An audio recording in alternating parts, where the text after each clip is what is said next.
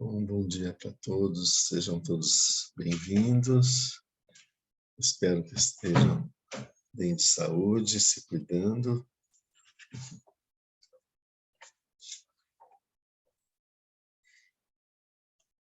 A gente vai começar fazendo a leitura do coração da Prajna, da grande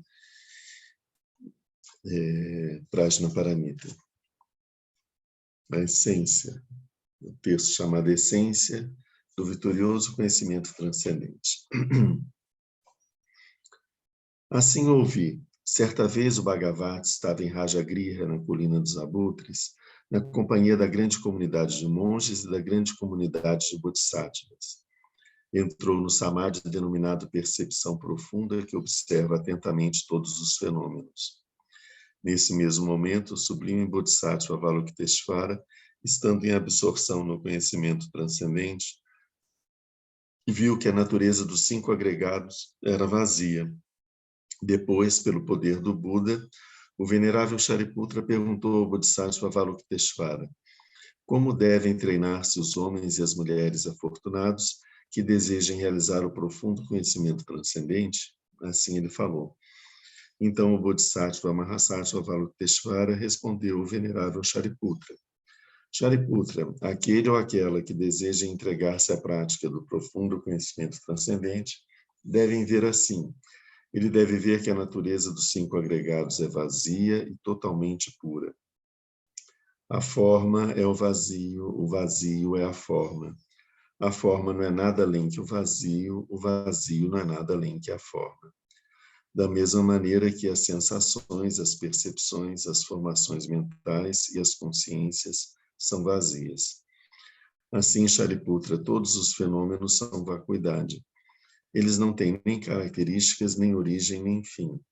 Eles não são nem impuros, nem livres de toda impureza. Nem aumentam, nem diminuem. Eis então porque, no seio da vacuidade, não há forma, sensação, percepção, formação mental, nem consciência. Não há nem olho, nem ouvido, nem nariz, nem língua, nem corpo, nem mente. Não há nem forma, nem som, nem odor, nem sabor, nem contato, nem fenômeno mental.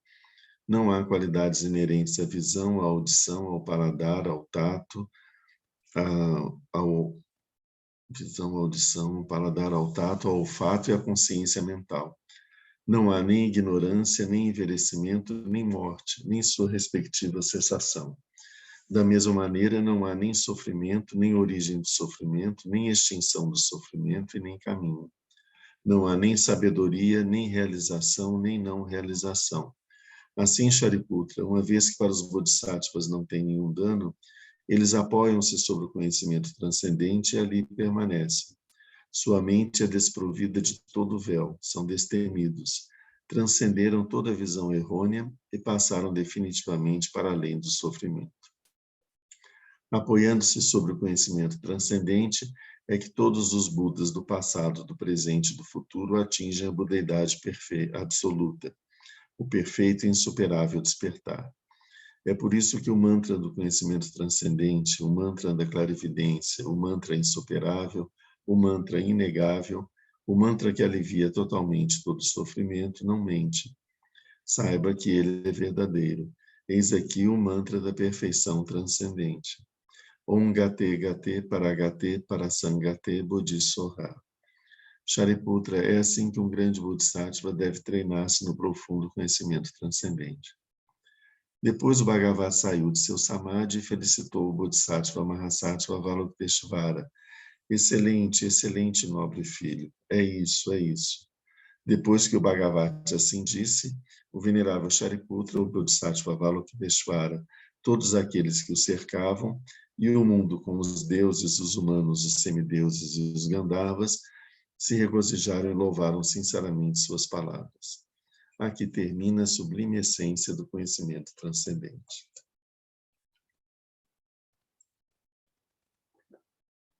Nós estamos estudando agora o Mahaprajnaparamita Shastra, que é o comentário de Nagarjuna sobre a grande Prajnaparamita.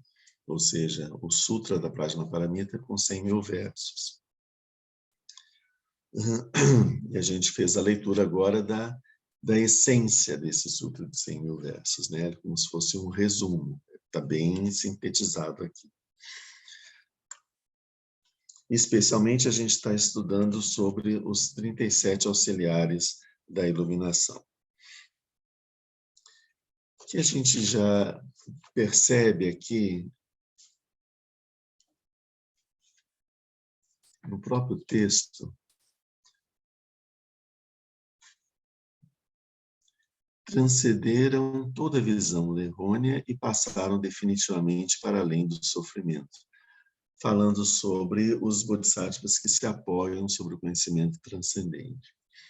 A gente já viu que o conhecimento transcendente, ou seja, a Prajnaparamita, a Prajna é a maneira como nós nos tomamos, como nós nos apropriamos do conhecimento sobre os fenômenos, sobre as pessoas e sobre os fenômenos, a forma como a nossa mente se apropria, se entra em contato e descobre a verdade sobre esses fenômenos. Assim, como que ela toma conhecimento, é esse conhecimento que surge de uma forma pura e direta. Isso é a prajna. Muitas vezes isso é traduzido como sabedoria, que é uma palavra que está muito impregnada dos sentidos ocidentais de sabedoria, e muitas vezes a gente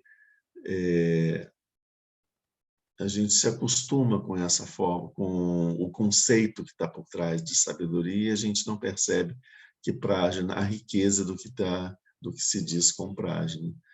Então, optou-se por fazer a tradução de prajna por conhecimento transcendente, porque ela tem um aspecto de conhecimento, ou seja, de tomar consciência sobre os fenômenos, né? Se apropriar sobre a verdade dos fenômenos, e transcendente porque transcende o modo habitual de funcionamento da nossa mente. Mais uma vez, estamos aqui falando do modo habitual de funcionamento da mente. Aqui o que eles dizem, né? Eles apoiam, ali permanecem, sua mente é desprovida de todo véu, ok. Transcenderam toda visão errônea e passaram definitivamente para além do sofrimento. Isso por assim dizer, a essência do ensinamento do Buda. Todo o sofrimento, como a gente vê, ele deriva da ignorância. As 4 nobres verdades, o Buda já deixa isso claro, né? A origem do sofrimento é a ignorância. E o que é a ignorância?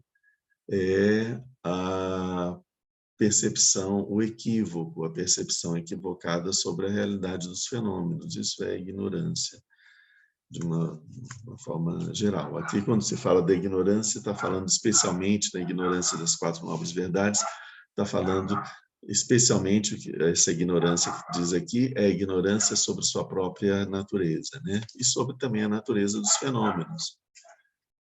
Então, essa ignorância, ela vem do equívoco, das ideias equivocadas que nós temos a respeito de nós e a respeito dos fenômenos. Ou seja, o equívoco da nossa mente na sua apreciação sobre essa realidade. Então, quando ele diz que eles transcenderam toda visão errônea, está dizendo que eles abandonaram o modo de percepção habitual da mente, o modo o modo como nossa mente mundana, cotidiana, a forma como ela se apropria da realidade, como que ela toma consciência dessa realidade. Essa forma habitual que a gente, ou seja, o funcionamento habitual da nossa mente, é um funcionamento muito conceitual, como a gente viu. Então, nós ficamos muito mais ligados sobre os conceitos que nós elaboramos sobre as coisas e as características que nós atribuímos para os fenômenos, e deixamos de nos encontrar diretamente com os fenômenos tais como eles são. Então, a nossa percepção, por isso, é uma percepção equivocada, porque ela está baseada nos nossos pré-conceitos, né? Quando nós falamos de uma série de... Nós falamos normalmente sobre uma série de conceitos. Compaixão, amor, liberdade, iluminação, alegria, felicidade, tudo isso são conceitos. Eu falei uma série de palavras, todo mundo entendeu essas palavras, né? Todos nós entendemos essas palavras, mas nós não entendemos coisa nenhuma, a gente só registrou que essas palavras foram faladas, e a nossa mente, como ela tem conceitos sobre essas palavras, ela foi atribuindo a cada um deles, e ela falou, ele está falando disso, disso, disso, disso e disso. Mas a nossa mente ficou só nos conceitos, ela não entrou o que é a compaixão, o que é mesmo o amor, o que é a liberdade, o que é a liberação, né? O que é a alegria, o que é a felicidade, né? Então, isso vem de uma experiência direta destes fenômenos mentais, né? Mas nós não temos, normalmente, essa experiência direta e nós ficamos com os conceitos que fazemos deles. Então, nós falamos sobre iluminação, sobre uma série de coisas, como se nós soubéssemos do que a gente está falando, mas a gente está só repetindo palavras como os papagaios fazem, né? Então, essa nossa mente que papagueia a realidade, né? E acha que tá entendendo alguma coisa, toma áreas de erudição e nós consideramos que nós estamos simplesmente sabemos de tudo, compreendemos tudo, né? E, na verdade, não estamos compreendendo nada, né? Estamos só na superfície. Não sei nem se a gente está na superfície, a gente está na ideia que a gente faz sobre o que deveria ser a superfície desses fenômenos, né? Então, tudo a Prajnaparamita e todo o ensinamento do Buda se refere a isso. É preciso que a gente transcenda o funcionamento habitual da mente, abandone esse funcionamento discursivo da nossa mente e passemos a observar os fenômenos com a mente totalmente limpa de conceitos, para que ela possa se encontrar com os fenômenos tais como eles são, e não com as projeções que a nossa mente habitualmente faz sobre os fenômenos, né?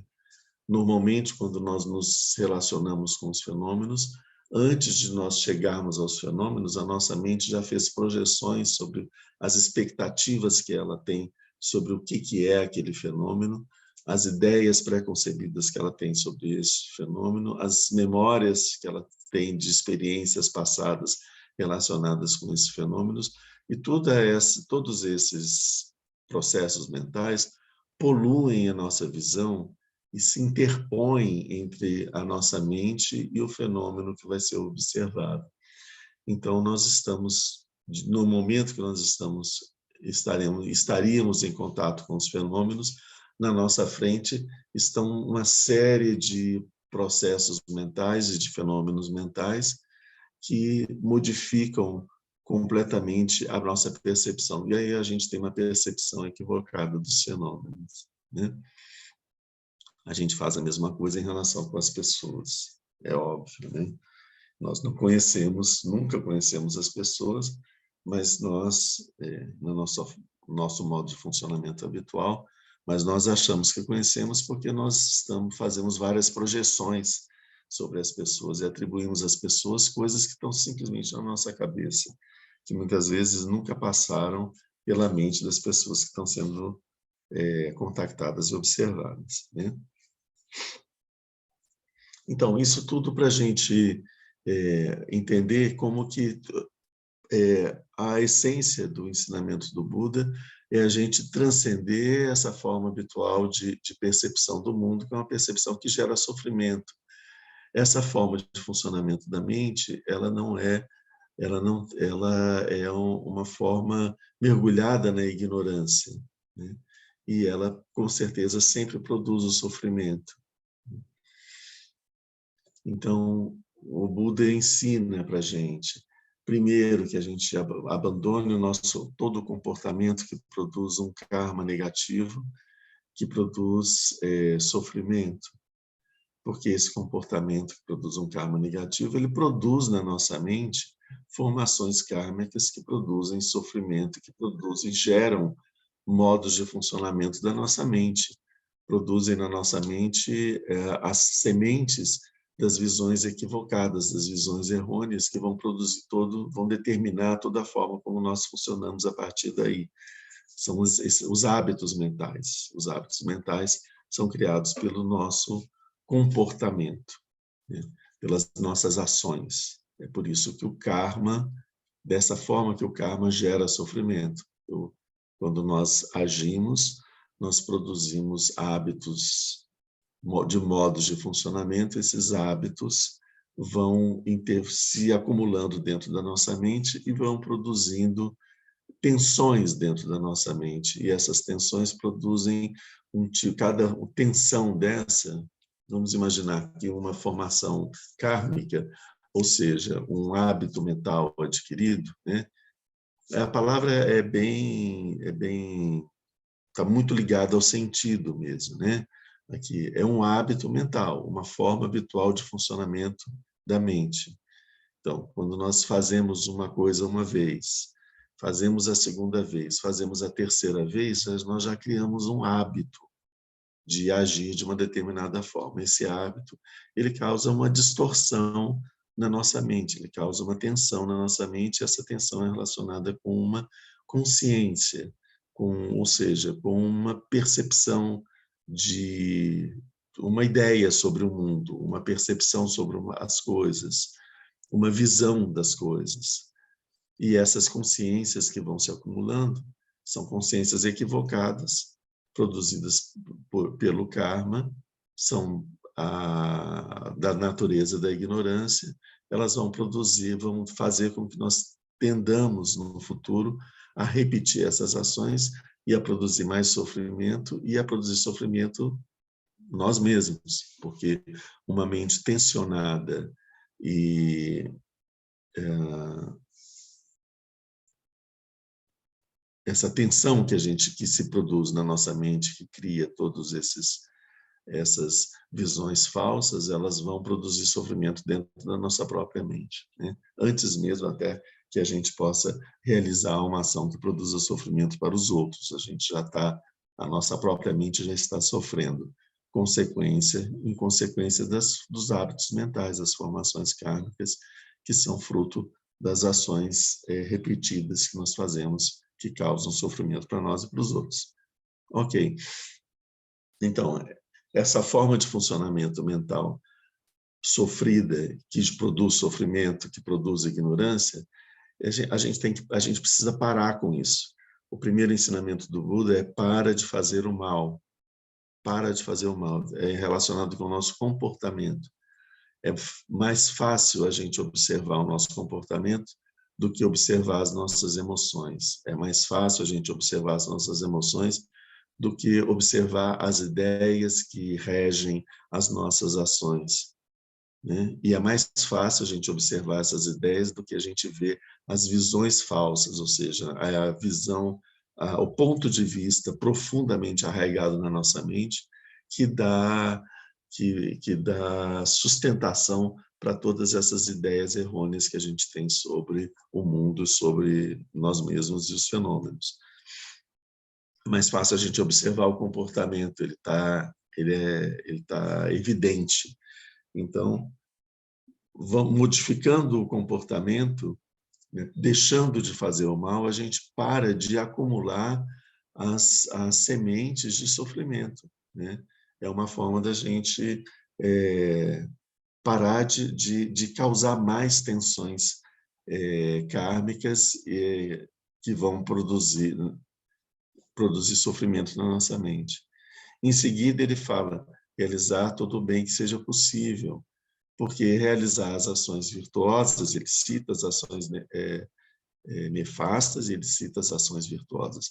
Realizar as ações virtuosas produz hábitos mentais, mas hábitos mentais de uma natureza virtuosa, né?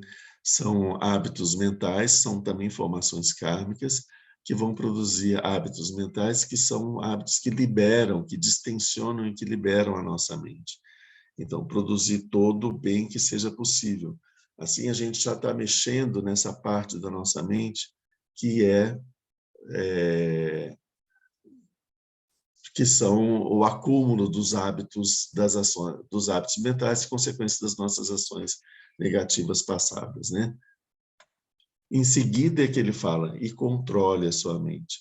Então, quando nós paramos de acumular ignorância e sofrimento e passamos a acumular as raízes da felicidade e da liberação, nós temos condições de poder abandonar um modo de funcionamento equivocado da mente e manter a nossa mente calma, estável, para que a gente possa finalmente através desse conhecimento transcendente, ter a experiência direta com os fenômenos. Essas 3 ações são o resumo da doutrina dos Budas. Nos próprios sutras a gente vê isso. Então e aqui a gente observa bem que tudo então tudo se resume em abandonar o modo de funcionamento habitual da nossa mente e deixar a nossa mente estável, calma, pacificada, para que ela possa se relacionar diretamente com os fenômenos. Estou repetindo. Olha, a Cristina está dizendo que não está conseguindo entrar. Deixa eu ver se não...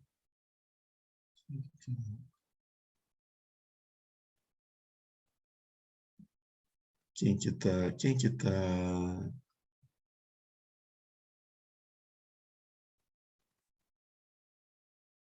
Não estou vendo aqui. Quem está controlando o grupo que abriu o grupo hoje? Oi, foi eu, Lama. Oi? Márcio. Márcio. Oi, Márcio. Dá uma olhada aí, Cristina não está conseguindo entrar. Peraí. Cristina Bob. Tá. Tá bom. Tem alguns outros também, né? Uhum. Então, vou continuar aqui, né? Então, como eu estava falando, assim, essa é a essência do ensinamento do Buda, que é modificar a forma habitual de funcionamento da nossa mente e a gente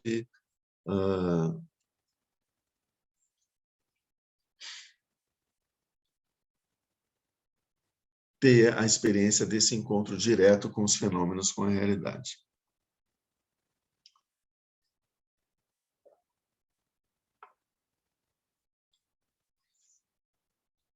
A gente viu que é importante.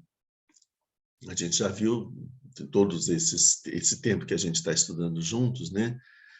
Que para que a gente consiga ter essa experiência direta com a realidade, as pessoas estão chegando agora, a gente está começando agora, realmente. Não se preocupem, o que a gente falou antes foi um resumo, né? Basicamente, o que a gente viu até agora foi que o ensinamento do Buda, na verdade, é o ensinamento de que nós temos que abandonar o modo de funcionamento da nossa mente baseado na ignorância e partir para um modo de funcionamento da mente que consiga se encontrar com os fenômenos tais qual eles sejam, ou seja, baseado no conhecimento transcendente. Foi isso que a gente falou. Então, a gente já viu que para a gente poder... Por isso é que a gente faz a meditação. É uma forma da gente poder, através da meditação, e percebendo, reconhecendo os modos de funcionamento da nossa mente e, aos pouquinhos, se despindo e abandonando os modos de funcionamento que causam tensões e sofrimento. Depois da gente afastar os véus do karma, que são os produtores dessas formações kármicas, dos hábitos mentais, etc., e que produzem o sofrimento diretamente nos outros, diretamente na gente, e indiretamente a partir das tensões que produzem na nossa mente, nós conseguimos controlar o nosso comportamento, conseguimos afastar o véu do karma, ou seja, não deixar mais que o karma se acumulando na forma de formações kármicas dentro da nossa mente, controlando o nosso comportamento, nós nos deparamos com as nossas emoções. As nossas emoções são o resultado final dessas formações kármicas, de todos os processos mentais que ocorrem a partir das formações kármicas. Essas nossas emoções, elas vêm com uma produção, uma disponibilidade de intensa de energia que nos leva a realizar determinadas ações. A gente percebe que as nossas emoções são aqueles que determinam as nossas ações. E as nossas emoções perturbadoras vão produzir ações nefastas, ações complicadas, difíceis, que produzem sofrimento.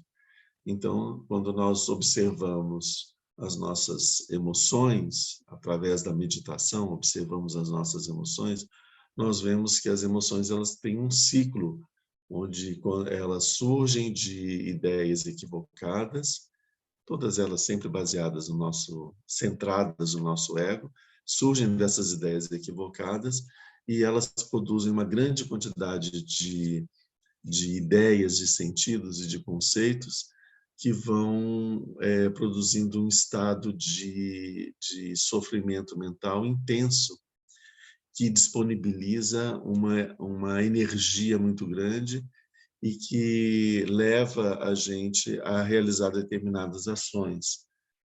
Não são ações refletidas, são ações reativas, né?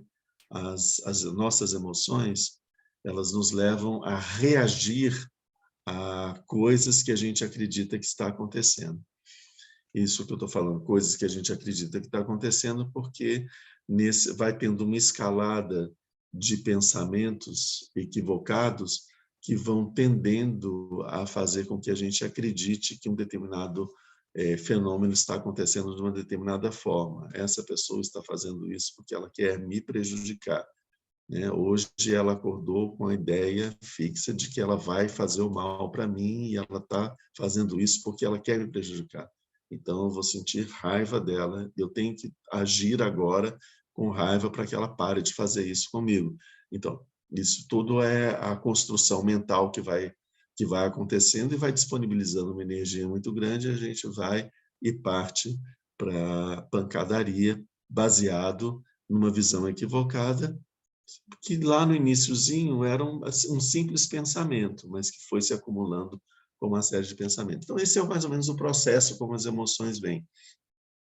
Elas vão sendo alimentadas por essas visões errôneas, esses pensamentos, elas ganham um momento que tem uma grande disponibilidade de energia, é o momento em que a gente fica completamente cego pelas ideias das emoções, nós não enxergamos mais a realidade, estamos enxergando apenas os pensamentos que surgem dessas emoções, e depois, nesse momento, é o momento que nós fazemos muitas coisas que nós nos arrependemos, geralmente logo depois, ou algumas vezes a gente se arrepende mais tarde, e depois disso, esse ciclo das emoções ele começa a ceder, a cair, e ele vai reduzindo, a energia vai diminuindo, a turvação mental vai diminuindo, e aos poucos a gente vai percebendo que a visão que a gente tinha tido sobre os fenômenos estava totalmente equivocada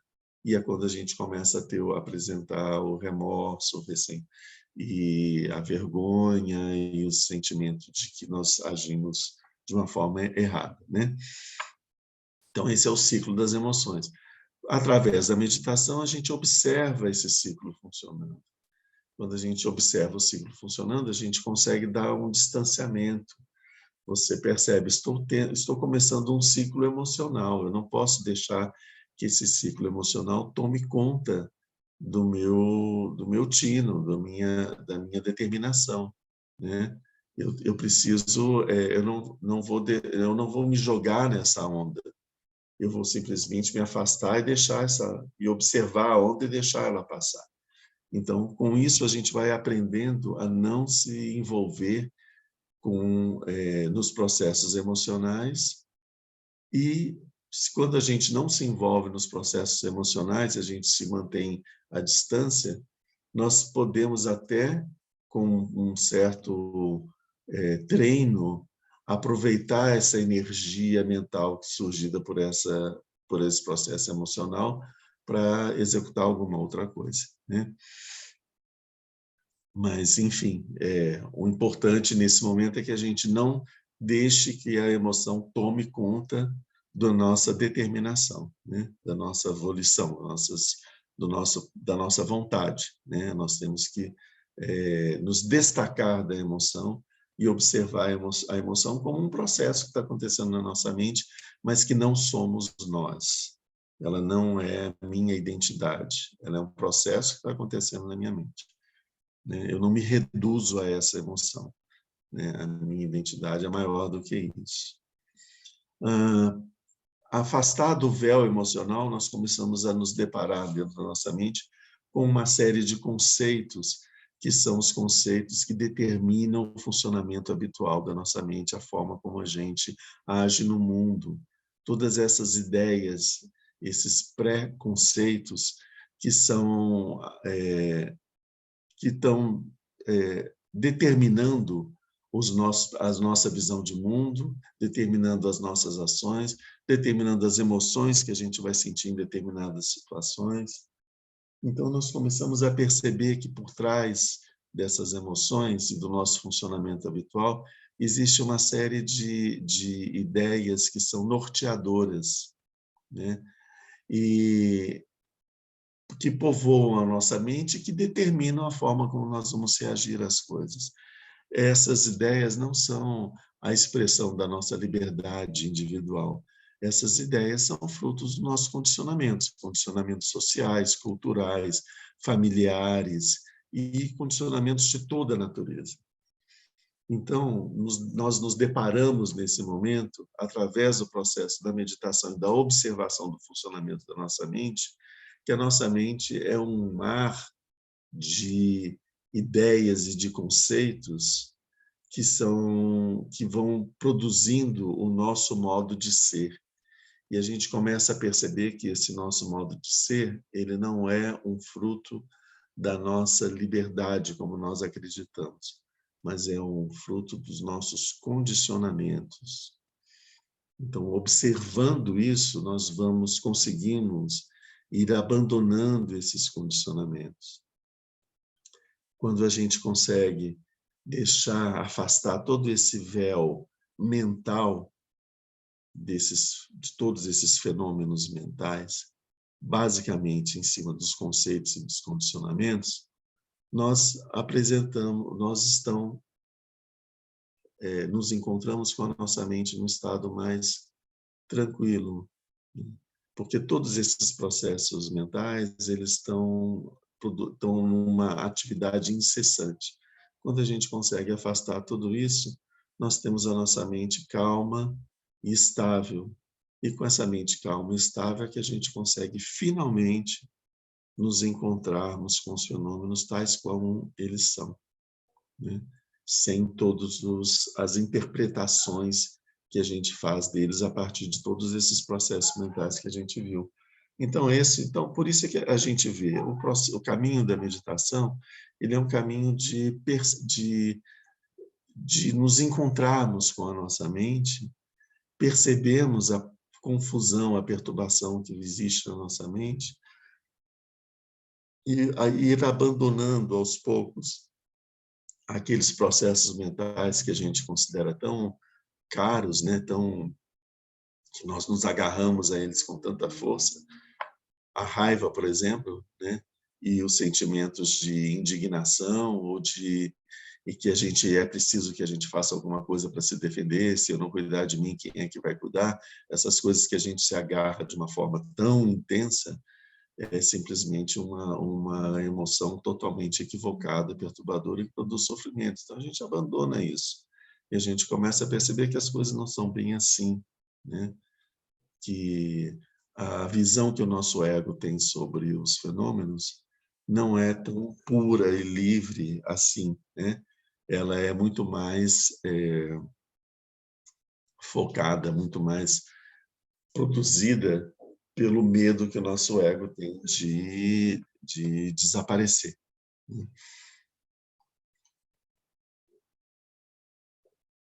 Bom, então, com isso, por isso é que a gente vê que todo o processo da meditação, ele busca que a gente consiga alcançar essa calma mental. Então, a primeira fase da grande meditação que vai nos levar à liberação é estabelecer a calma mental. A calma mental é quando nós conseguimos abandonar, deixar de nos apegarmos e deixar de nos embriagarmos com todos os processos mentais que acontecem na nossa mente, que são perturbadores, que agitam a mente e que distraem a nossa atenção. Então, nós abandonamos todas essas coisas que chupam a nossa atenção e nos mantemos, e vamos aos poucos mantendo a nossa mente estável. Quando a nossa mente se torna inabalável como um diamante, como uma mente de Akshobhya, que não se perturba com absolutamente com nada, não se perturba com as agressões que a gente pode receber do ambiente e não se perturba com as bajulações que a gente vai receber do ambiente, né? Principalmente das bajulações. As agressões são fáceis da gente identificar como algo que a gente como algo a ser desagradável e algo a ser evitado, né? Que eu me deixe perturbar por essas agressões. Mas as bajulações geralmente são muito bem recebidas, né? Isso se refere bem evidentemente com o momento da iluminação do Buda, onde antes da iluminação ele é atacado pelas forças de Mara. Então, primeiro os filhos de Mara atacam Mara, o grande demônio, né? O grande demônio da ignorância e é uma personificação, né? Ele não é um ser, ele é representado como um ser, é uma personificação, como se a gente fosse a personificação da ilusão, né? Então, os filhos de Mara, que são o exército de Mara, que é um exército imenso, infinito, que cobre todo um lado do universo, ele ataca o Buda com todas as armas possíveis e fogos, todas as coisas assustadoras. E o Buda se mantém com a sua mente inabalável. Então, todas essas agressões, elas se desfazem. Antes de chegar ao Buda, todas as armas que eles atiram nos Budas se transformam em flores e pétalas de flores que caem no chão diante dele, sem que nem uma leve brisa movimente as suas vestes, né? Nada nem toca o seu corpo, né? Passado esse primeiro ataque dos filhos de Mara, nós temos o ataque das filhas de Mara, que elas chegam para o Buda e tentam seduzi-lo de diversas formas, dizendo que ele está se esforçando muito, que ele é uma pessoa muito boa, que ele é que ele merece ter uma situação melhor, que ele está sofrendo muitas privações, que ele está muito sozinho, que isso, aquilo.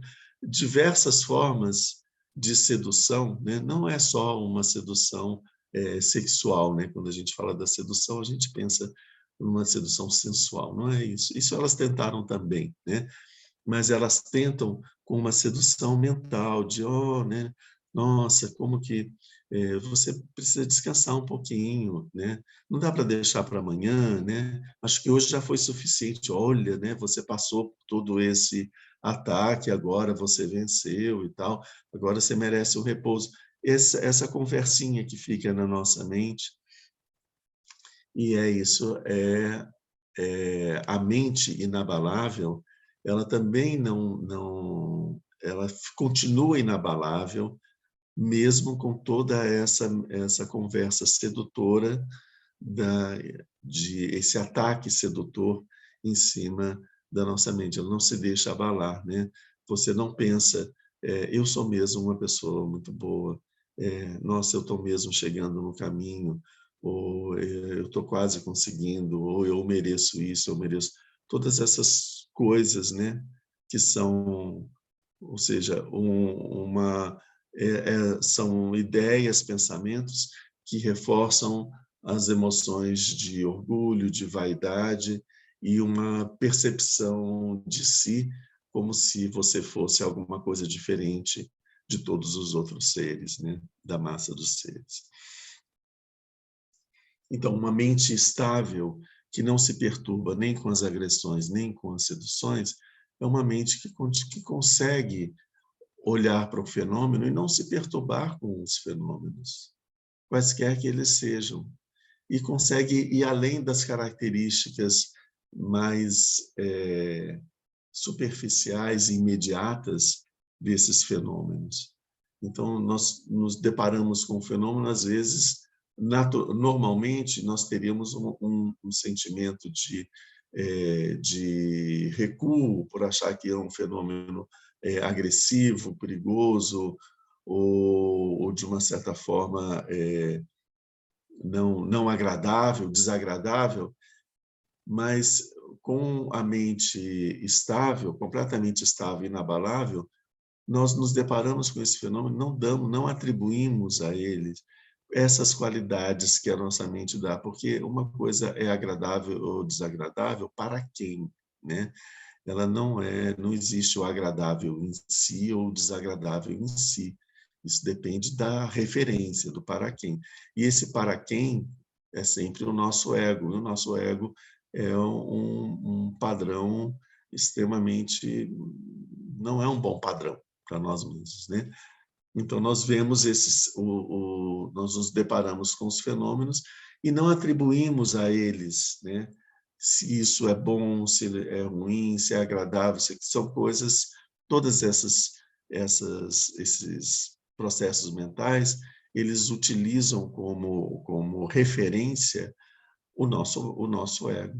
Então, quando nós conseguimos nos deparar com os fenômenos e não referenciar esses fenômenos com o nosso ego, mas observar os fenômenos como eles são em si mesmos, né? A gente consegue fazer isso com essa mente inabalável.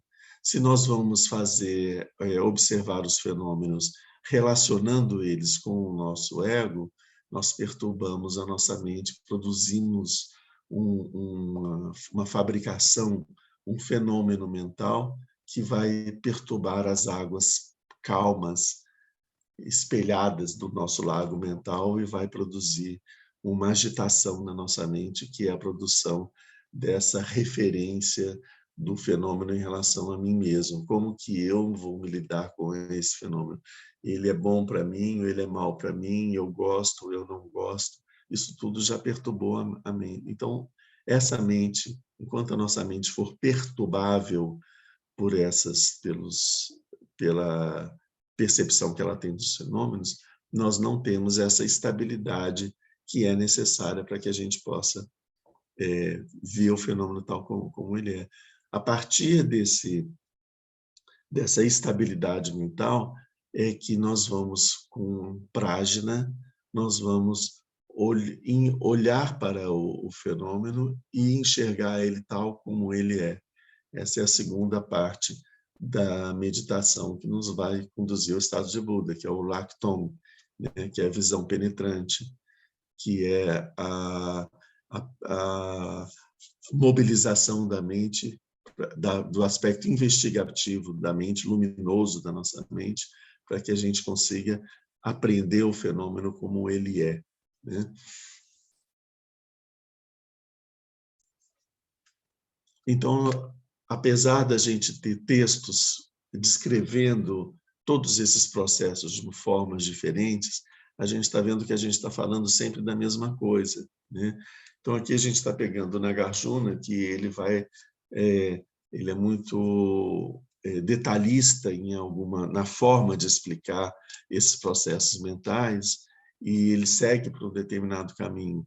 Mas quando nós pegamos o Gampopa, por exemplo, a gente vai ver o Gampopa falando das mesmas coisas de uma forma um pouco diferente. E quando a gente pega algum dos nossos mestres falando sobre a meditação, sobre o chinês, sobre o Lactong e sobre o Mahamudra, a gente está falando da mesma coisa, mas de uma forma mais prática, relacionada com o caminho da meditação. Quando a gente está fazendo uma prática de Chirinzi, nós estamos fazendo a mesma coisa dentro de uma linguagem da prática de meditação de Chirinzi. Não muda, é isso que é importante a gente ver, não existe, a essência do ensinamento continua sendo exatamente a mesma, né? O cuidado que nós vamos ter com a nossa mente. Nós vamos deixar de produzir de produzir ignorância, confusão, ilusão e perturbação na nossa mente. Nós vamos fazer todo o possível para a gente produzir a alegria, felicidade e lucidez mental na nossa mente, através da prática das ações meritórias, e nós vamos observar o funcionamento da nossa mente. Não é preciso que eu expulse da minha mente as minhas emoções, ou as minhas ideias falsas, ou os meus preconceitos, os meus condicionamentos, que eu faça uma guerra dentro da minha mente para poder eliminar tudo isso, né? Matar todos eles. Não é isso. Nós simplesmente temos que reconhecer e que abandoná-los. É um processo de abandoná-los. Por quê? Um pensamento que seja fruto de um condicionamento, que vai produzir uma tensão mental, que vai produzir umas emoções negativas em mim, que vão fazer com que eu tenha ações que vão produzir karma, né? Esses pensamentos, eu tenho que perceber o quanto que eu estou agarrado a eles. Se eu estou agarrado a eles, achando que eles são um tesouro dentro da minha mente, eu tenho que perceber a natureza ilusória e equivocada deles e abandonar eles.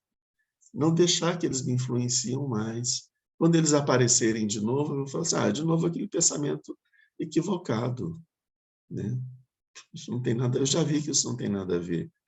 Não, a nossa mente faz isso habitualmente, sempre. Quando nós percebemos que nós nos enganamos sobre um determinado fenômeno que seja, quando surge de novo aquela ideia iludida sobre o fenômeno, a gente já nem se apega a ela, porque a gente já viu que aquilo não é. A gente abandona e deixa de lado. Mas existem ainda coisas que a gente é agarrado. E é esse o processo da meditação relacionado com a análise dessas ideias mentais que são norteadoras do nosso comportamento. Esse processo mental é um processo de identificar, perceber a ilusão, a ignorância que existe por trás desse pensamento e desmascará-lo, né? Quando nós conseguimos desmascará-lo, ele perde o poder sobre nós, então ele se desfaz, né? A próxima vez que ele aparecer, ele não vai atrair a nossa atenção. E vai chegar um momento em que ele vai se desfazer mesmo, porque a nossa mente vai aproveitar não vai dar guarita a algo que não é interessante, né? Bom, fiz uma grande digressão aqui, até para a gente poder ir tomando pé sobre o nosso tema. Nós estamos falando das 37 fatores da iluminação, e especialmente agora nós vamos, né, falar sobre os 7 membros da iluminação.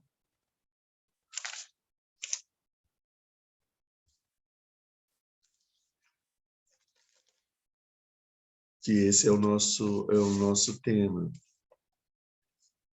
A gente falou sobre as 5 faculdades, que se transformam depois nas 5 forças, à medida que elas vão sendo cultivadas na nossa mente. E depois nós temos os 7 membros da iluminação, vou falar rapidamente sobre eles aqui, e depois a gente vai ver com mais calma. A gente tem, desses 7 membros, nós temos a atenção, o segundo, discernimento dos dharmas, o terceiro, a energia, o quarto, a alegria, o quinto, o relaxamento, o sexto, a concentração, e o sétimo, a imparcialidade. Esses 7 membros, eles são chamados de membros porque, da mesma forma com os nossos braços e as nossas pernas, eles nos conduzem através do caminho do despertar. Por isso eles são chamados de membros, é como se fossem rodas, né? Ou como se fossem as pernas que nós vamos utilizar para poder percorrer o caminho do despertar. Tem esse sentido. E eles têm uma relação muito forte com a meditação. Por isso eu estava falando aqui, já falei um pouquinho sobre a meditação, e esses processos mentais vão nos ajudar durante as nossas experiências com a meditação. Por isso eles são auxiliares do despertar. Mas é importante que a gente faça primeiro uma outra digressão aqui, pegando o Gampopa, para a gente poder entender esses 37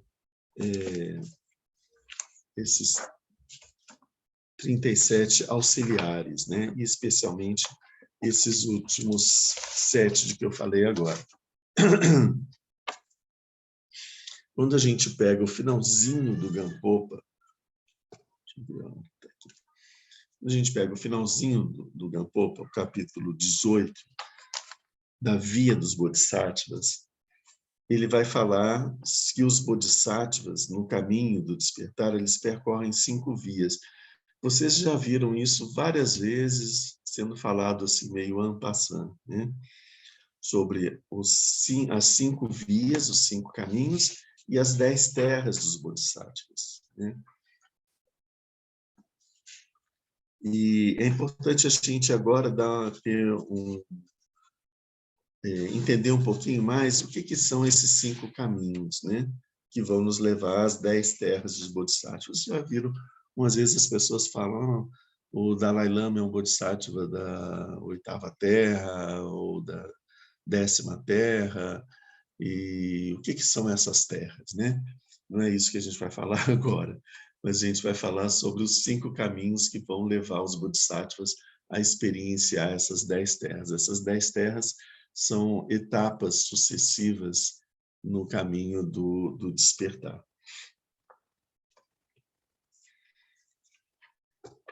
Então, quais são essas vias, os 5 caminhos dos Bodhisattvas?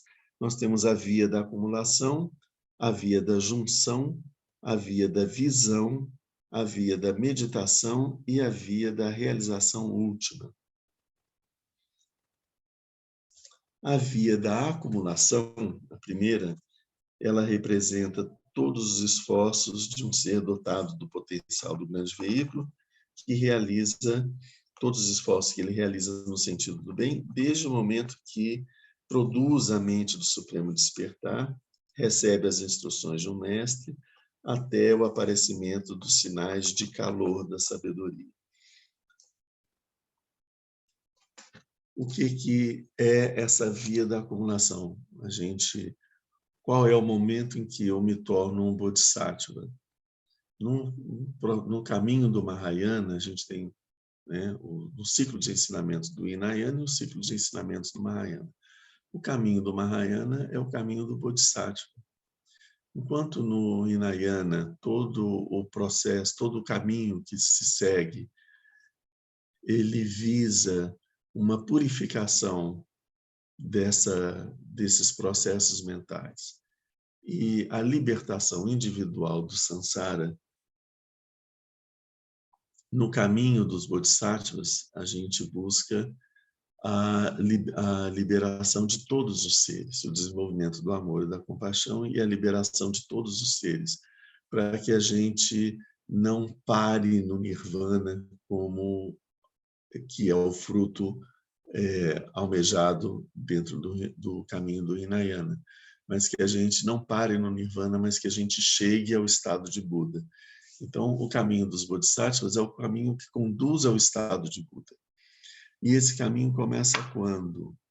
Ele começa no momento que, pela primeira vez, a gente desenvolve a mente do despertar. A gente gera a bodhicitta, ou seja, a gente gera dentro de nós aquela aspiração de eu desejo, eu vou me dedicar a realizar o estado de Buda para que eu possa conduzir a esse estado todos os seres, sem exceção.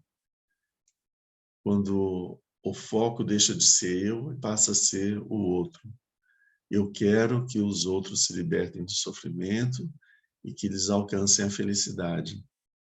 Então, eu vou fazer todo o possível para isso. A melhor forma de eu ajudar os outros a se libertar do sofrimento e alcançar a felicidade é eu me seguir o caminho para alcançar o estado de Buda.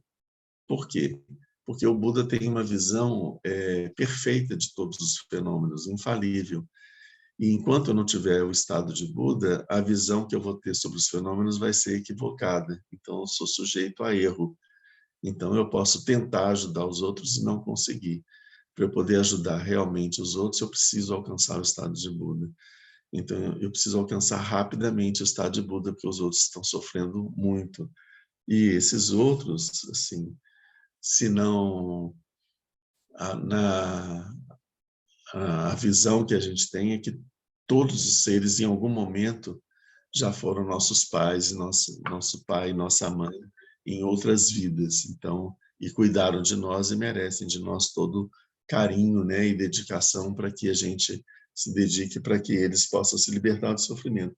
Quando a gente gera isso, né, a primeira vez, nós entramos no caminho dos bodhisattvas. Então, todos nós somos bodhisattvas em formação, né? Todos nós que estamos no caminho do Mahayana. Porque mesmo que a gente não tenha gerado esse pensamento da bodhicitta de uma forma absolutamente pura, porque ele só vai existir de uma forma pura na mente do Buda, certo? Então, enquanto nós não formos Buda, esse pensamento da bodhicitta absolutamente puro não vai existir na nossa mente, né? Ele sempre vai estar maculado um pouco com os nossos apegos ao nosso ego, às nossas visões errôneas, etc. É óbvio, então não é preciso que a gente fale, eu não consigo sentir de verdade esse pensamento da bodhicitta. Sim, esse pensamento da bodhicitta a gente só vai sentir ele de verdade quando nós nos tornarmos Buda. Mas não é isso que a gente quer que a gente seja, porque se a gente tem esse pensamento puro, a nossa mente, esse pensamento puro é o reflexo da mente de Buda. Então, nós já estamos lá, né? Por isso é que ela é a mente do despertar, né? Bodhicitta significa a mente do despertar. Citta é uma mente que pensa. Então, assim, a mente, o pensamento, a mente que produz o pensamento que nos conduz ao despertar. Ou a mente que produz o pensamento do despertar. Ou a mente-pensamento da mente de Buda, da mente desperta, né? Então, no momento que a gente produz a bodhicitta do jeito que a gente consegue produzir, né, é o momento que a gente entra no caminho dos bodhisattvas. Outra coisa, né? A bodhicitta, do jeito como a gente consegue produzir, ela é, em essência, a própria mente de Buda. Ela é a mente do despertar, né? Então, no momento que nós, do nosso jeito tosco, truncado, produzimos a bodhicitta em nós, nós atualizamos em nós, abrimos um espaço em nós, onde a nossa mente de Buda, ela se manifesta, ela ilumina a nossa mente perturbada, né? Então, a bodhicitta é a própria mente de Buda, que surge como uma luzinha dentro da nossa mente, né? E é ela que vai nos conduzir para o despertar, porque quanto mais a gente cultiva essa bodhicitta, mais essa mente de Buda, que é a nossa própria natureza, vai se manifestando em nós, né? Com todas as suas qualidades. Então, é o caminho do Bodhisattva começa com a geração da bodhicitta. E nós estamos no caminho do Bodhisattva, né?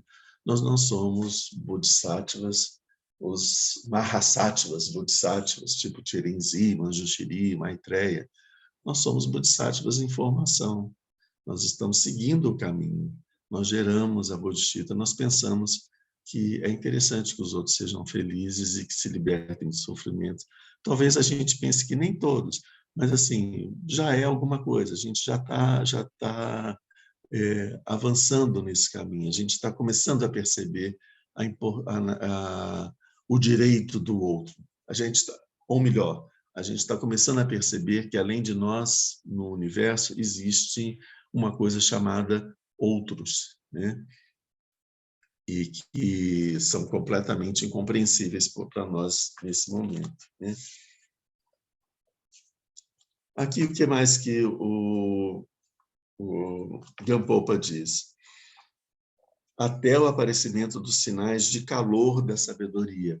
Quando surgem esses sinais de calor, entre aspas, da sabedoria, a gente já está começando a via seguinte, que é a via da junção, né? Que vamos ver se é possível a gente falar sobre isso ainda hoje, né? E por que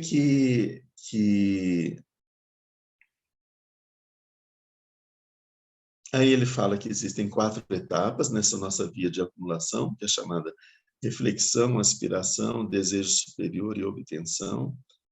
Depois ele vai detalhar esses momentos.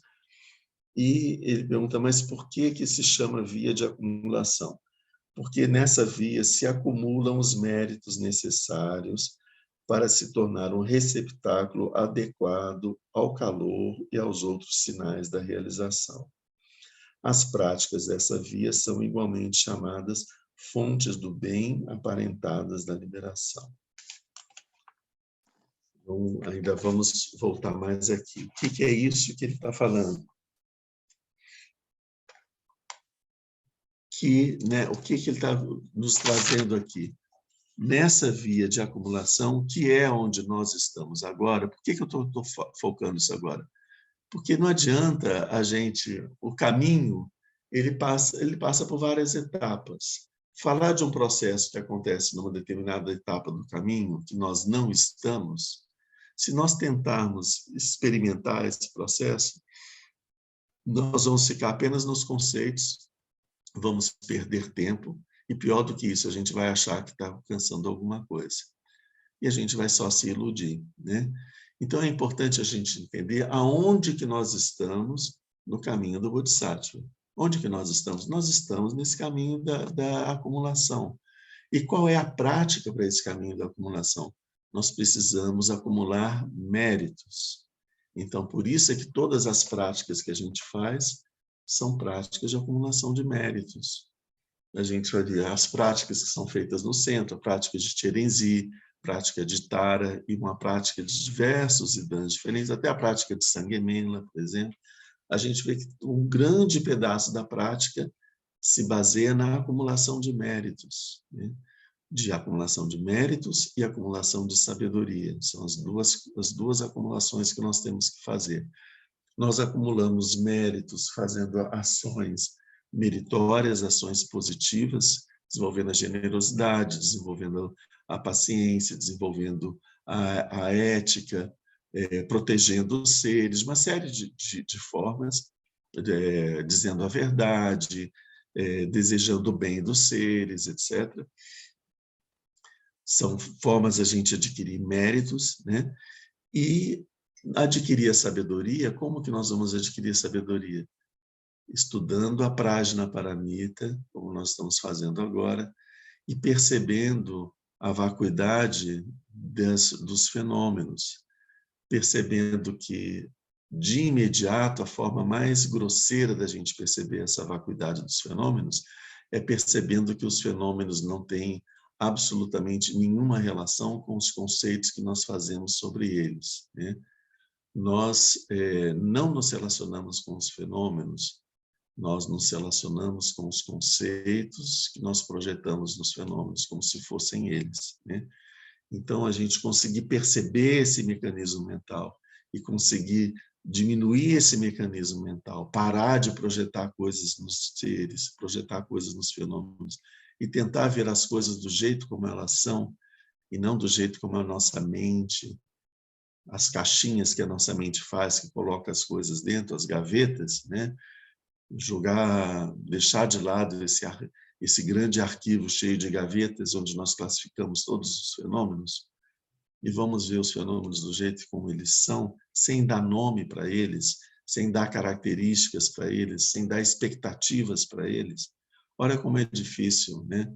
Quando eu olho para uma árvore, eu coloco expectativas na árvore. Eu espero que ela dê sombras, eu espero que ela seja verde, que ela produza frutos, ou que ela simplesmente continue ali e tudo, sabe? Eu jamais vou esperar que a árvore, de repente, eu chegue, encontre com a árvore e ela esteja azul e cheia de bolinhas roxas, né? Nunca vou esperar isso dela, né? Então, ela que não faça isso comigo, né? Assim, eu tenho expectativa que ela seja sempre o tronco marrom, com algumas marcas, com as folhas verdes, que ela tenha folhas desse jeito. São todas projeções que a gente faz sobre os fenômenos. E, assim, quando os fenômenos não correspondem às nossas expectativas, isso produz em nós um certo desconforto. E o errado é sempre o fenômeno, que as nossas expectativas não são erradas, né? Se a gente pensar isso em relação às pessoas, a gente entende muito bem, né? Quando as pessoas mostram que não são aquilo que a gente pensa delas, as erradas são, quem está errado são as pessoas, e não a nossa mente, né? Enfim, então, assim,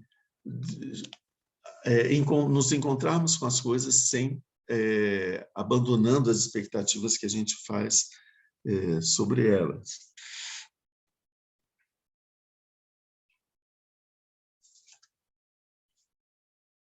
Então, isso é a acumulação da sabedoria transcendente, de Prajna, conseguir limpar nossa mente dos conceitos e dos condicionamentos e nos encontrarmos com as coisas tais como elas são, como se fosse pela primeira vez. É aquele olhar, como muitas vezes a gente já ouviu falar, nos encontrar com as coisas como uma criança que está vendo pela primeira vez aquele fenômeno, né?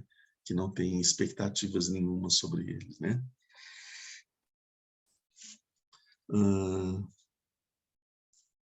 Se a gente encontra um cachorro, por exemplo, aí se eu já fui mordido por cachorro, e aí eu acho que eu fico vendo os sinais, se ele está com medo de mim ou não, se ele está agressivo ou não, e tal, se eu vou chegar perto, tal. Então, eu já chego perto com tantos receios, com tantas expectativas sobre o comportamento do cachorro, que o próprio cachorro acaba fazendo essa leitura do meu comportamento e reagindo em função das expectativas que eu tenho dele, ou seja, ele vai e me morde, né? Mas uma criança que nunca viu um cachorro, às vezes ele vai e se aproxima ali do cachorro, ele consegue muitas vezes, chegar e ter um contato direto com aquele ser que ela não faz ideia do que seja, né? Pode ser até que ela, em algum momento, leve uma arranhada ou leve uma mordida. Eu acredito que dificilmente, né? Mas, enfim, de uma forma mais geral, né, a gente percebe como que a criança acaba conseguindo, naquele momento, ter um encontro real com aquele ser que está ali, porque não está envolvendo expectativas sobre ele, né? Então, essa via de acumulação é via de acumulação de méritos, mas também é via de acumulação de sabedoria. E a gente vai acumular sabedoria fazendo a meditação, fazendo a pacificação mental, fazendo chinê, né? Como a gente faz nas meditações que a gente faz no centro, né? Aqui, o que o Gampopa diz? Durante essa etapa, medita-se sobre 12 auxiliares do despertar. Olha aqui, ele falando. 12 auxiliares do despertar. Ele está falando sobre os 37 auxiliares do despertar. Então, isso que o Nagarjuna está falando, o Gampopa está falando aqui no último capítulo do livro, né? Quais são esses 12 auxiliares do despertar? A gente já viu as 4 fixações da atenção, os 4 esforços que a gente faz e as 4 bases dos poderes milagrosos, né? As 4 fixações da atenção têm como objeto o corpo, as sensações, a mente e os fenômenos exteriores. Elas constituem a fase chamada pequena via da acumulação. Então, aqui, a gente juntando com o Gampopa, que a gente já viu do Nagarjuna, a gente está vendo assim, quando a gente falou sobre as 4 fixações da atenção, que era a meditação que a gente faz sobre a natureza do nosso corpo, sobre a natureza das nossas sensações, sobre a natureza dos nossos pensamentos e da nossa mente, e sobre a natureza dos fenômenos. Isso corresponde ao que se chama a pequena via da acumulação. Então, na via da acumulação dos bodhisattvas, essa prática ela corresponde a essa etapa do caminho. Depois, a prática relacionada com os esforços, que é relacionada à via mediana, ela é aquela que eu vou observar na minha mente todos os dharmas negativos, todos os processos mentais negativos, e não deixar que eles apareçam, eliminar não deixar que eles ganhem força e influenciem a minha mente. Depois, então, eliminar os processos mentais negativos que existem na minha mente.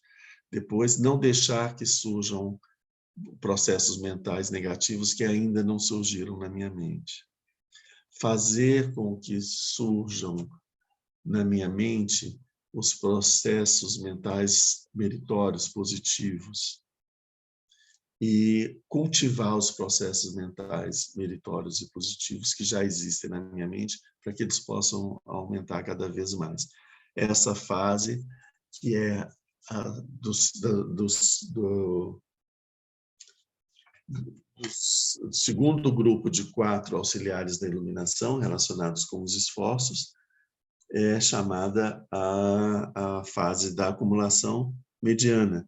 E a fase a grande via da acumulação vem com os 4 fundamentos do poder mágico, que tem a ver com 4 absorções, 4 etapas de absorção meditativa, 4 processos de absorção meditativa relacionados basicamente com os dhyanas, com as 4 etapas da meditação, do processo da meditação.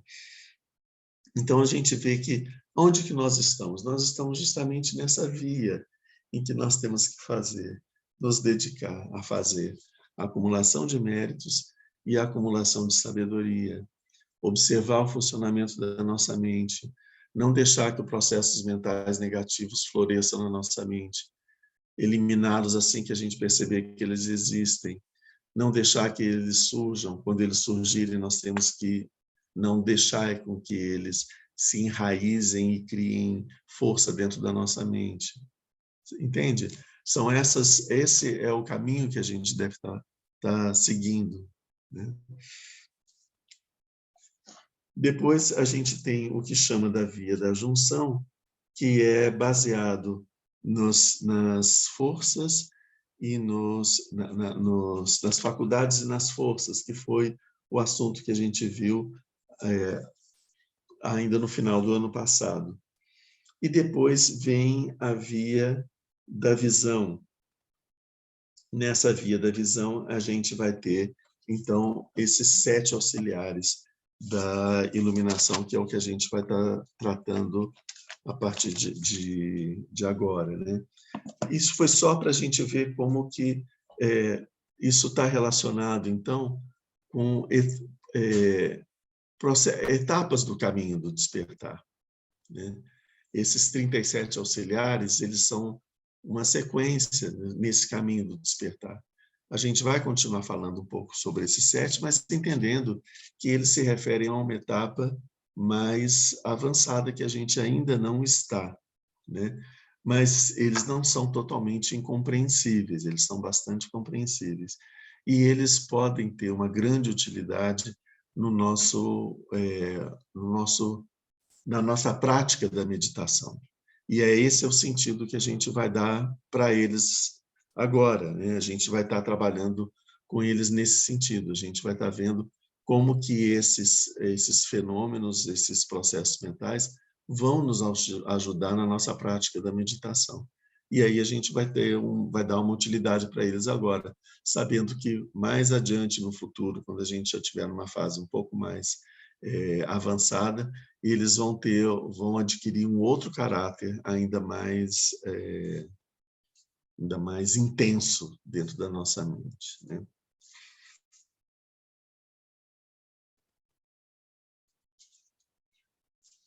Então vamos ver aqui o que o Nagarjuna já fala sobre esses membros da iluminação.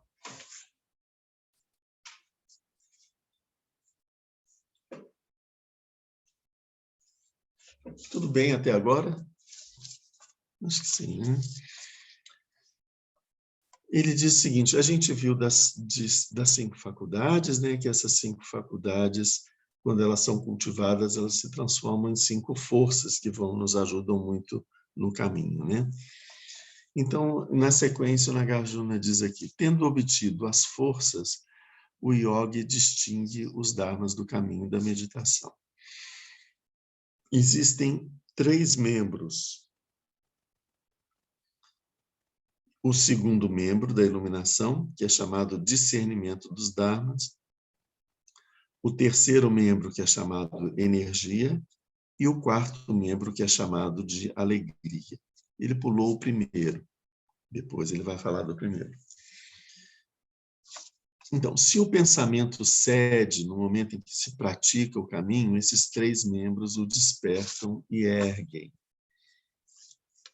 Vamos voltar nisso mais tarde, daqui a pouco. Existem também mais 3 membros.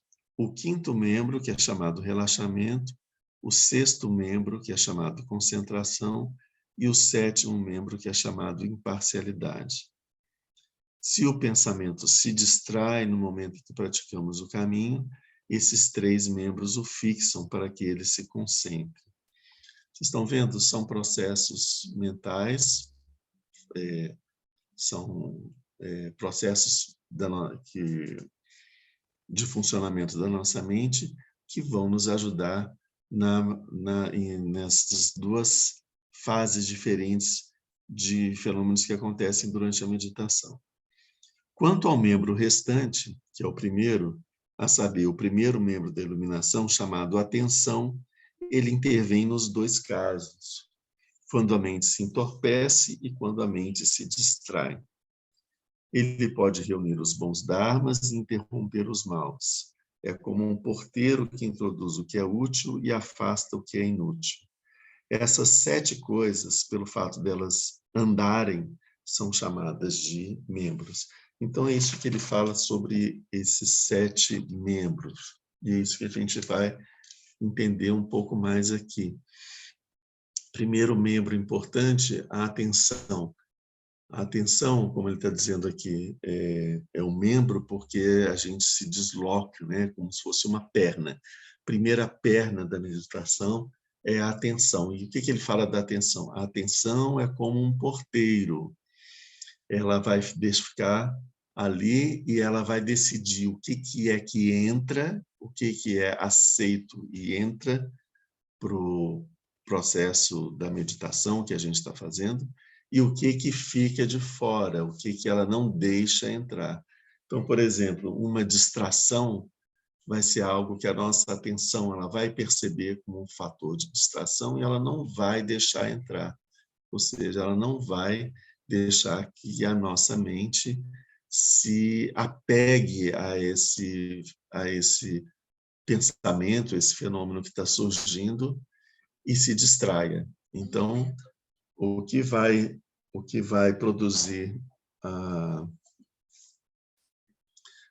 o que vai dar... É por isso que a atenção é importante que ela esteja presente durante todo o processo da meditação.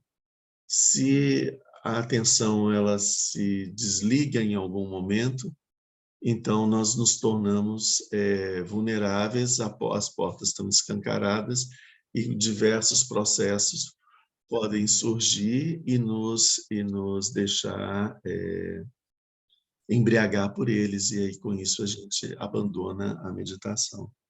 Então, isso aqui é importante, a gente estar atento, né? Assim, a atenção, ela é fundamental, por isso é que ela é o primeiro dos auxiliares. E aqui, especialmente na meditação, ela é o primeiro auxiliar da meditação e ela é colocada como porteiro da meditação. É através da atenção que nós entramos na meditação, certo? A atenção ela é a porta que nos conduz ao processo da meditação. E é também o porteiro, como ele diz, que impede que esses fenômenos mentais nos atrapalhem, né? Então, esse é o primeiro. E a atenção tem que estar atenta durante a atenção tem que estar atenta. A atenção está presente durante todo o processo, né? No começo ao fim da meditação. E o que ele diz aqui? Se o pensamento cede no momento em que se pratica o caminho, esses 3 membros o erguem. O que é se o pensamento cede? Do que ele está falando? É quando, durante o processo da meditação, em algum momento nós entramos no entorpecimento e a gente vai entrando num estado próximo do sono. Então, essa falta de energia e esse entorpecimento, ou seja, a gente vai se deixando acumular a escuridão de uma ignorância torporosa. Então, esse torpor que atrapalha a meditação, como que a gente deve evitar isso? Cultivando esses 3 membros da iluminação, que é o discernimento dos dharmas, a energia e a alegria. Como que o discernimento dos dharmas ele vai nos ajudar? A percepção, porque o discernimento dos dharmas ele é luminoso, né? O discernimento ele é luminoso. O discernimento ele esclarece, ele busca a verdade sobre o fenômeno, né? Então, o discernimento dos dharmas vai dizer para a gente que característica tem aquele determinado dharma, aquele processo que está acontecendo conosco. E com isso a gente pode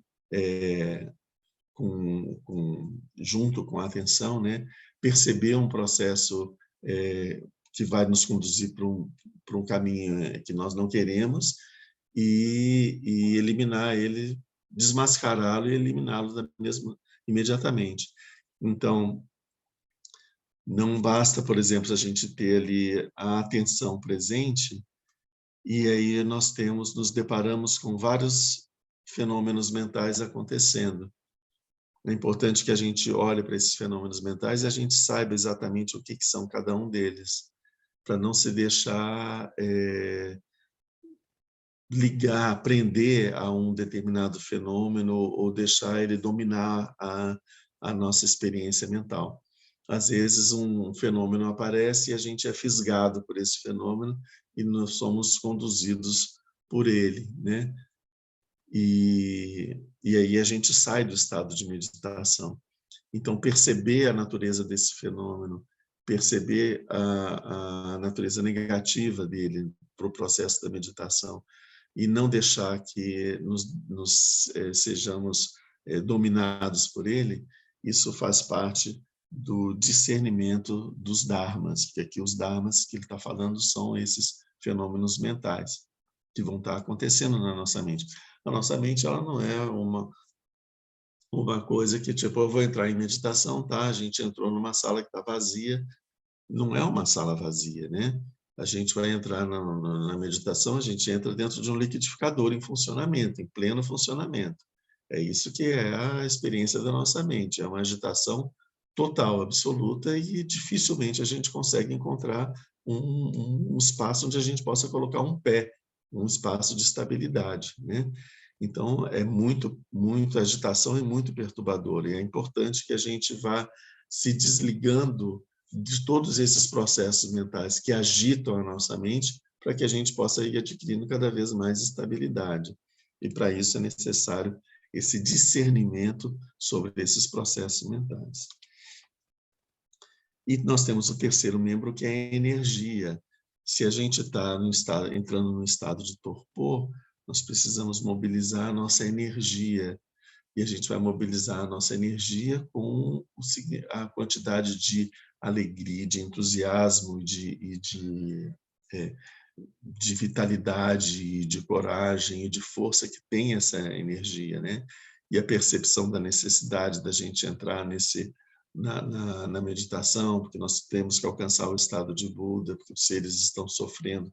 Todos esses pensamentos são pensamentos que despertam a nossa energia e que reativam a nossa energia e fazem com que a gente nos ajudam a superar o estado de torpor. E o quarto membro é a alegria, porque a alegria também ela consegue vencer esse torpor e essa preguiça e nos coloca num estado de uma certa excitação, né? Que vai nos ajudar a vencer esse torpor nesse momento da meditação. Então, são esses três dharmas, especialmente, esses três membros, o discernimento, a energia e a alegria que nos ajudam na situação de torpor. Mas existe um outro tipo de turvação da ignorância, que é uma turvação mais agitada, que produz as distrações, quando a nossa mente passa a funcionar no estado de muita velocidade e agitação. Então, se o pensamento se distrai pelos processos mentais, então nós vamos cultivar os outros três membros, os últimos três membros, que o fixam para que ele se concentre. Quais são? O relaxamento, a concentração e a imparcialidade. É engraçado falar o relaxamento, porque a gente acha que não. Se eu estou distraído e eu relaxo, eu vou ficar mais distraído ainda, vou ficar entregue ao relaxamento. Mas não é assim, né? A distração, ela é uma tensão produzida na mente. E essa tensão é uma tensão que produz muito movimento, muita velocidade. Essa tensão tem que ser relaxada. Então, o relaxamento das tensões mentais desfazem as causas de distração e fazem a mente relaxada, ela é uma mente não distraída. Ela tem a qualidade da atenção e o que distrai a mente são as tensões que vão surgindo na mente. Cada pensamento, cada emoção, cada fenômeno mental, ele é um atrator, ele atrai a nossa atenção mental, né? Então ele cria um nódulo, um ponto focal que tensiona a nossa mente e que a nossa mente ela passa a redefinir as coisas em função desse atrator, desse ponto de tensão mental que surgiu dentro dela. Ele que vai dar sentido às outras coisas, né? Então, todas essas coisas perturbam a nossa mente. No final, a nossa mente vira um emaranhado de pontos de tensão e uns tensionam os outros e vira um engruvinhado só, né? Então, e distensionando, cada vez que se distensiona a nossa mente, uma grande quantidade de energia é liberada e essa energia é sentida como um prazer e felicidade. O processo de distensionamento da mente é um processo de liberação da mente, né? Quando a gente vê na prática de Tara, as 21 taras, cada uma das 21 taras, elas são distensionadoras da nossa mente. São 21 nós mentais que produzem, que fazem com que a nossa mente esteja fixada no samsara. Então, a prática de Tara, das 21 taras, cada uma dessas 21 taras, ela é um idam, uma qualidade mental específica que vai agir num desses nódulos que prendem a nossa mente e vão liberar esses nódulos, distensioná-los e eliminá-los. Por isso que Tara é chamada de a liberadora, porque ela libera as tensões e os nódulos e os laços que prendem a gente na experiência do samsara.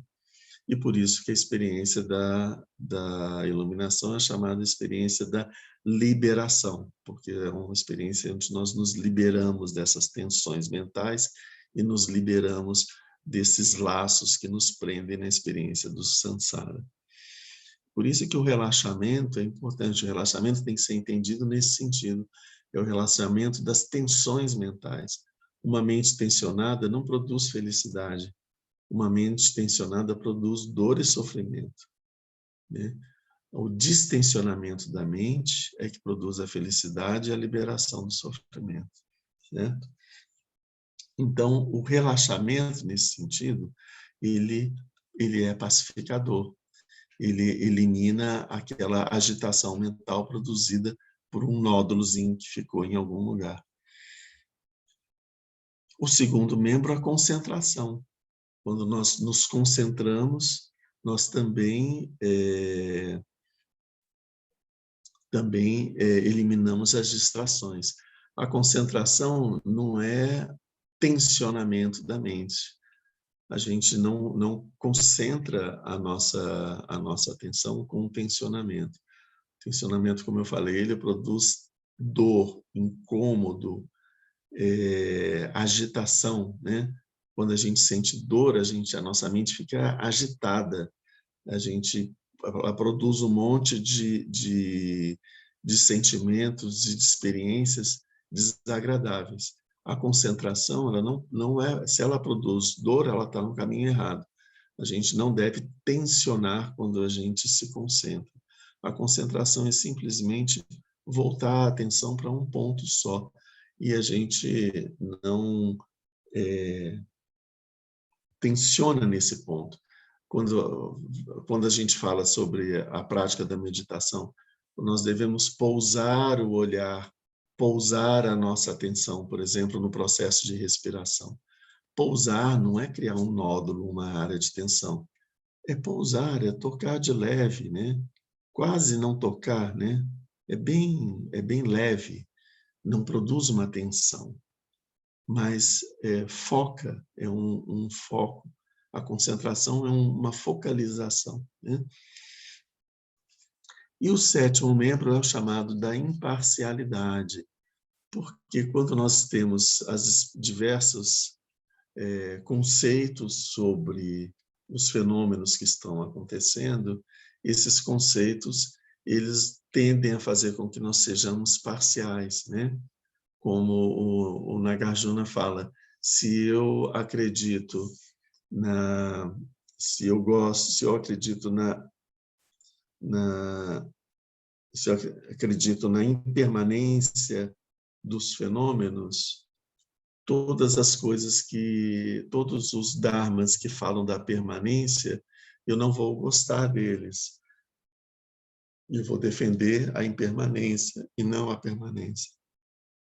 Se eu acredito na permanência dos fenômenos, todos os dharmas que falarem da impermanência, eu não vou gostar deles, então eu vou ser parcial. Eu vou ficar preso na permanência e vou rejeitar a impermanência. Se eu acho que as coisas não são nem permanentes nem impermanentes, eu não vou gostar daquelas dharmas que dizem que as coisas uma hora são permanentes, outra hora são impermanentes, porque eu vou achar que elas não são nenhuma coisa nem outra. Então, assim, todos esses diversos conceitos acabam levando a gente a momentos, a situações de parcialidade na avaliação dos fenômenos. Então, e essa parcialidade na avaliação dos fenômenos produz um pensamento discursivo, né, de justificativas e uma certa disputa, um conflito mental, uma discussão e uma elaboração de um razoado, etc. Ou seja, leva a nossa mente para um pensamento discursivo de defesa daquilo que a gente considera que é o que a gente deseja, né? Então, isso tudo produz uma distração. Se nós vemos as coisas com imparcialidade, nós não vamos dar atributos de valor para as coisas, de, isso aqui é bom mesmo, é isso mesmo. Não, isso aqui é ruim. Não, as coisas são do jeito que elas são e elas não têm obrigação nenhuma em confirmar ou em não desconfirmar a ideia que eu tenho sobre elas. Elas não têm nenhum compromisso com as ideias que eu tenho sobre elas. Então, eu não vou movimentar ideias dentro da minha mente para atribuir as coisas, porque isso eu caio nessa parcialidade. Então, a imparcialidade também nos ajuda a evitar as distrações, porque se a gente está distraído por alguma coisa, a gente está tomado por uma ideia de desejo desejável, de que isso, de apego de desejo, ou por uma ideia de aversão e rejeição, ou por uma ideia de ignorância, de percepção equivocada, ignorante sobre os fenômenos. Então, assim, tudo isso tensiona a nossa mente, né? Então, e produz esses pensamentos. Então, quando nós abandonamos essa necessidade de ter que estar classificando os fenômenos sobre isso é desejável, isso é indesejável, isso é indiferente, se eu abandono isso, eles não vão ter poder sobre mim. Surge um pensamento, se eu não desejo, se eu não tenho aversão, se eu não sou indiferente, aquela coisa ela é o que ela é e pronto. Ela não me mobiliza, né? Entende? Se ela me mobiliza de alguma forma, ou seja, ela tem um anzol e eu vou acabar sendo fisgado por esse anzol e esse pensamento vai me carregar para a distração. Então, aqui a gente está vendo como que esses 7 membros da iluminação nos ajudam bastante no processo da meditação, né? Agora, eles têm também sentidos muito mais profundos nessa sequência em que eles aparecem, quando na fase do caminho do despertar, né? Que é chamado do caminho da visão, que surge mais para frente um pouquinho. A gente vai poder voltar mais sobre isso no nosso próximo encontro. A gente ainda vai ver mais sobre esses 7.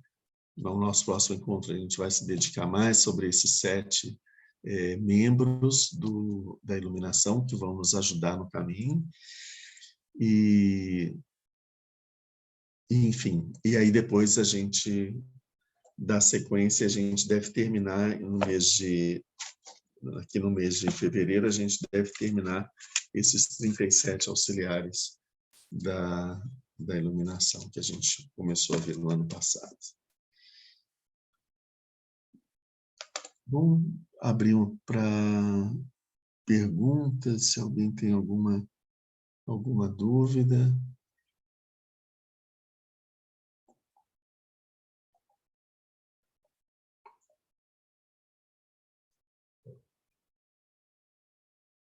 Alguma dúvida prática que seja.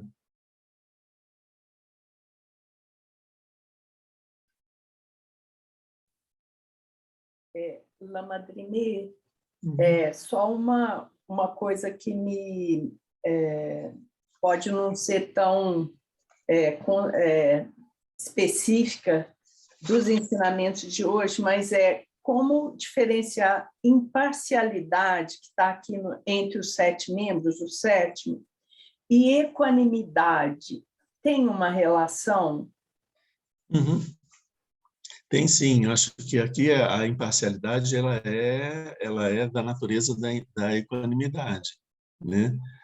Que não muitas vezes é falado como indiferença, mas para a gente a palavra indiferença ela tem um sentido um pouco negativo, como uma coisa ruim, né? E a indiferença normalmente ela é percebida por nós assim, né? Como um sentimento de eu não estou nem aí, né? E não é isso, né? Não absolutamente não é isso.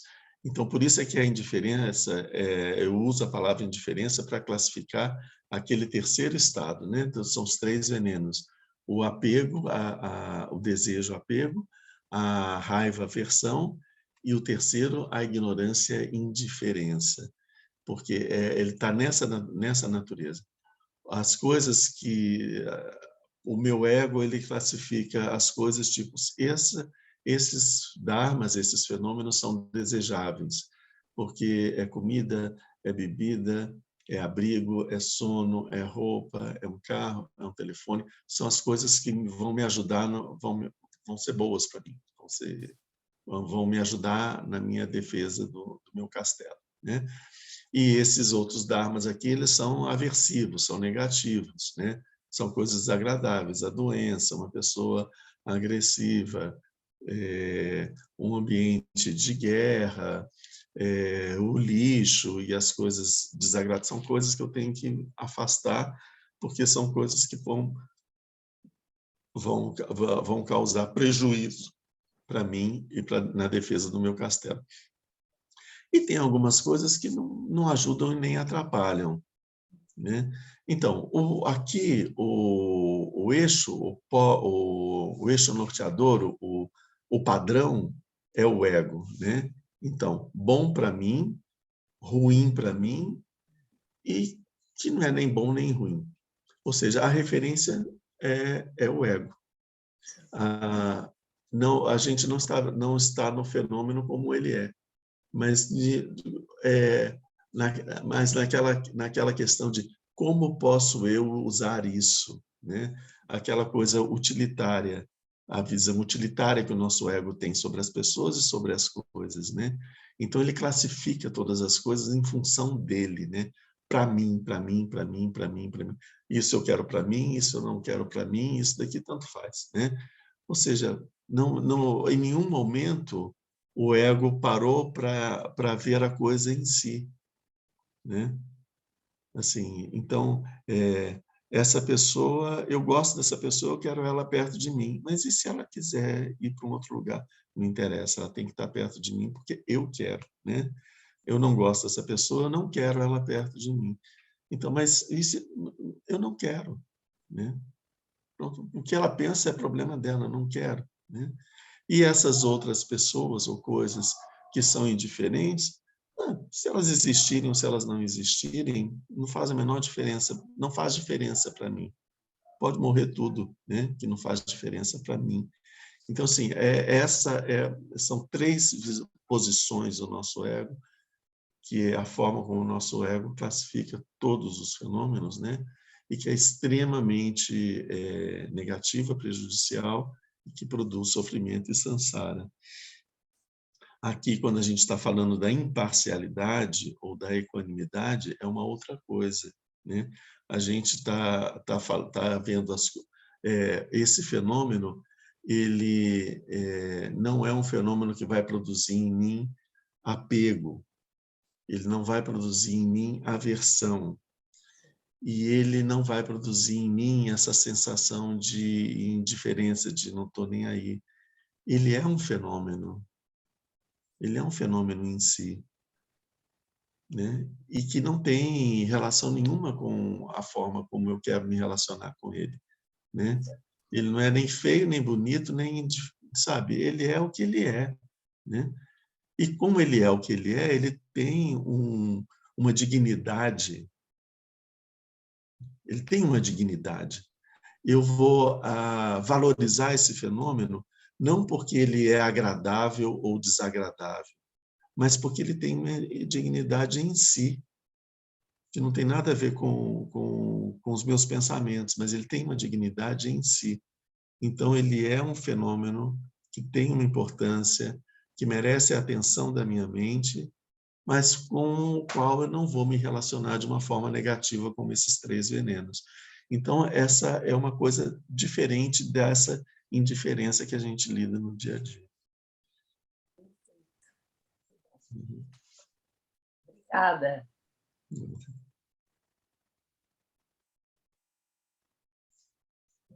Bom, acho que a gente pode caminhar para o encerramento agora. Esse primeiro encontro, a gente precisava dar uma resgatada um pouco do tema, né? É um tema teórico, ele é um pouco árido, e eu sempre tento inserir ele na nossa experiência do nosso dia a dia, da nossa prática, do nosso contato de conhecimento com o budismo, da nossa prática budista. Então, por isso eu quis dar uma recontextualizada para a gente poder seguir com esse ensinamento, tá? Vamos fazer a nossa dedicatória.